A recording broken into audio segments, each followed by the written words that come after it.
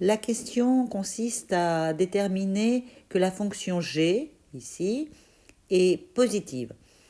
Pour cela, on pourrait essayer de factoriser la fonction g, soit par un facteur commun, soit par une identité remarquable, mais ça n'est pas possible, on n'arrive pas à le faire.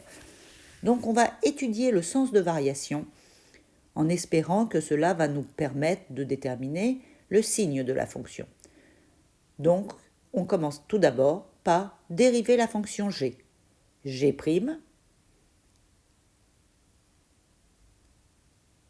on dérive exponentielle,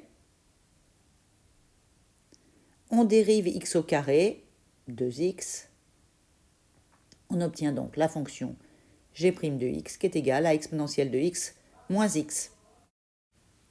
Dans l'énoncé, on suppose que l'exponentielle est toujours plus grande que x. Donc exponentielle de x est toujours supérieure à x. On en déduit que la dérivée g' de x est toujours positive. Puisque la dérivée est positive, la fonction g est strictement croissante. Elle est croissante sur 0 plus l'infini, donc g de 0 c'est le minimum, c'est la plus petite valeur. Or g de 0 c'est 1. Donc tous les g de x seront plus grands que 1. Donc on a bien démontré que quel que soit x appartenant à 0 plus l'infini, g de x est strictement positif. C'était bien là la question. Passons à la question suivante. Dans la deuxième question, il faut en déduire de la question précédente, c'est-à-dire g de x positif, c'est-à-dire l'exponentielle de x moins x au carré sur 2 est positif. Donc je pars de ce point-là.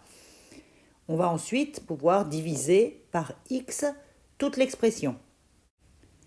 Ce qui va nous permettre de comparer exponentielle de x sur x avec x sur 2.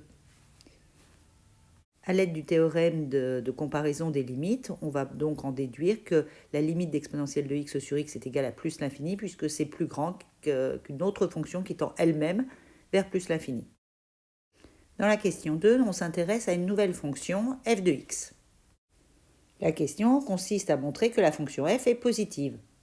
Ici, c'est très simple, puisque la fonction exponentielle elle est toujours positive, que le x est un réel dans 0 plus l'infini, donc il est positif, un quart aussi, donc le produit de tout ça est positif. Dans la question 2b, on cherche la limite en plus l'infini. C'est une fi, on va donc transformer l'écriture de f de x pour se ramener à une limite connue. Tout d'abord, un quart, c'est moins 1 demi fois moins 1 demi. Donc on remplace un quart par moins 1 demi fois moins 1 demi. Ainsi, en posant moins 1 demi de petit x comme grand x, on obtient une nouvelle expression. Dans cette expression, grand x va tendre vers moins l'infini lorsque petit x tend vers plus l'infini.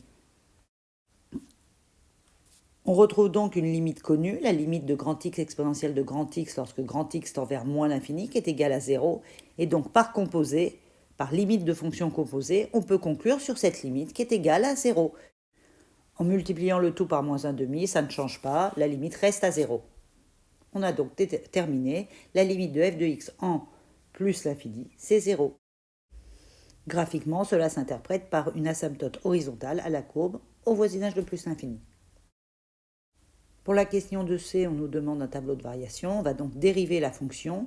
C'est une fonction qui est de la forme u fois v, où u est égal à 1 quart de x et v est égal à exponentielle de moins 1 demi de x. Ces deux fonctions sont dérivables, donc f est dérivable comme produit de deux fonctions dérivables.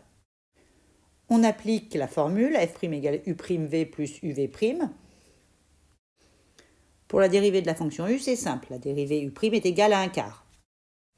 Pour la fonction v, on dérive d'abord la fonction à l'exposant, c'est-à-dire moins 1 demi de x, sa dérivée c'est moins 1 demi, donc c'est pourquoi on retrouve le moins 1 demi devant, et on le multiplie par la fonction exponentielle de moins 1 demi de x telle qu'elle. On a donc u' et v', on peut appliquer la formule. Dans la formule, on remplace u' par 1 quart, v par exponentielle de moins 1 demi de x, u par 1 quart de x, et enfin v'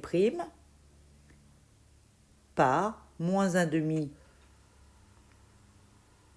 exponentielle de moins 1 demi de x. Cherchons à factoriser cette expression. On a 1 quart de exponentielle de moins 1 demi de x fois 1, plus Ici, on a bien un quart, exponentielle de moins 1,5 de x, fois x fois moins 1,5. Cette deuxième accolade, c'est bien des facteurs que l'on a. On n'a que des multiplications. Un quart fois x fois moins 1,5 fois exponentielle. Je mets ces facteurs dans l'ordre qui m'intéresse. Apparaît alors un facteur commun, un quart d'exponentielle de moins 1,5 de x, facteur de 1 plus x fois moins 1,5. Je peux le réécrire correctement, ce qui me donne le résultat final. On a donc f' sous la forme d'un produit de deux facteurs. Le premier facteur est une fonction exponentielle, c'est toujours positif. On va donc étudier le signe du deuxième facteur. Donc le premier facteur étant toujours positif, le signe de f' ne dépend que du deuxième facteur, ne dépend que de 1 moins 1,5 de x. Regroupons tout ça sous forme d'un tableau. Le premier facteur, toujours positif. Le deuxième facteur qui change de signe en x égale 2. C'est positif avant, négatif après. On en déduit le signe de f' qui est le produit des deux lignes précédentes, positif, négatif, donc le sens de variation de la fonction f. Pour compléter ce tableau, on calcule f de 0, f de 2, je vous laisse regarder le détail de ces calculs, et enfin la limite en plus l'infini qui est 0. On l'a vu dans la question 2b, dans la question précédente, la limite de f de x lorsque x tend vers plus l'infini est égale à 0. On complète ainsi tout le tableau. Et l'exercice est terminé.